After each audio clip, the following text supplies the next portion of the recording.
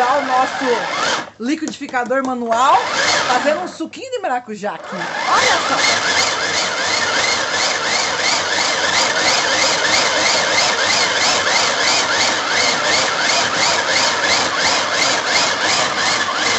Olha! Pronto! Vai, já coloquei açúcar, agora falta colocar água. Já foi batido aqui o sal grosso pra usar. E agora fazendo suquinho. Pronto! Comprei na Shopee esse liquidificador manual. Olha, quando acabar a energia, quem quer fazer musculação? Pronto, agora eu vou colocar água aí. Agora vamos saborear o suquinho. Delícia!